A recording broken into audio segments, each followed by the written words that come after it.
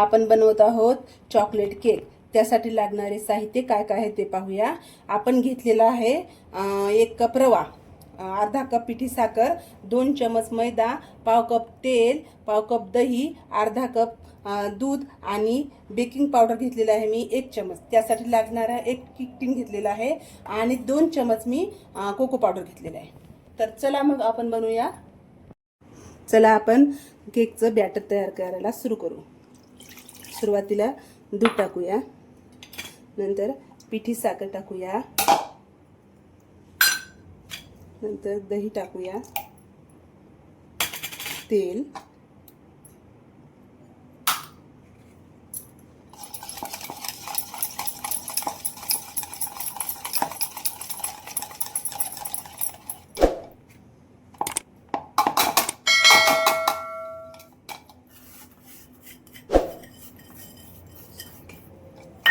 आणि आता रवा टाकूया।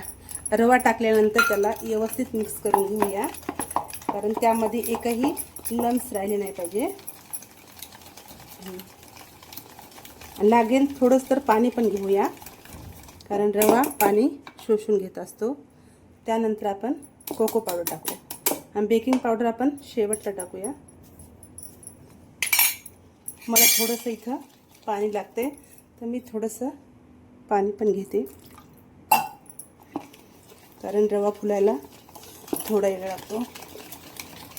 याला खूप व्यवस्थित हलवायचं, कारण पूर्ण मिश्रण आपलं एक झालं पाहिजे। केकसाठी एक कढई घेतलेली आहे, त्यात मी थोडंसं मीठ घातलेलं आहे आणि नंतर स्टँड ठेवलं आहे। तर आपण ही कढई पूर्णपणे गरम होण्यासाठी ठेवलेली आहे। तोपर्यंत आपण हे बेकिंग पावडर मिक्स करूया। त्यासाठी मी थोडंसं दूध घेत आहे, याला थोडंसं व्यवस्थित हलवून घेऊया। आणि बेकिंग पावडर टाकल्यानंतर लगेच आपल्याला केक बेक करायचा आहे।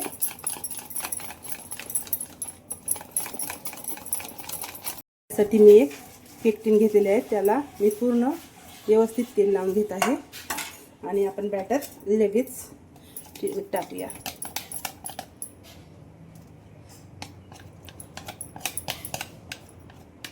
आणि लगेच आपल्या कढईत ठेवूया। मी थोडेसे ड्रायफ्रुट्स टाकलेले आहेत, तुम्ही तुमच्या आवडीनुसार टाकू शकता।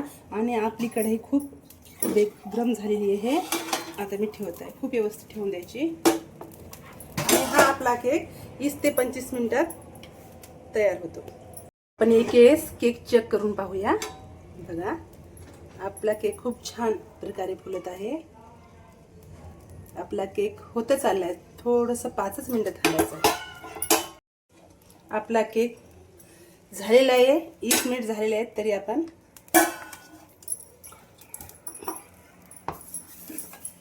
थोडासा थंड होऊ देऊ आणि नंतर त्याला काढूया। चला तर मग आपला केक आपण काढून घेऊया आणि बघूया कसा झाला। तर खूपच छान झालेला आहे। कट कर।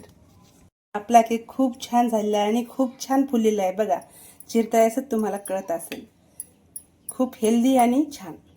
आपला हा हेल्दी केक खाण्यासाठी तयार।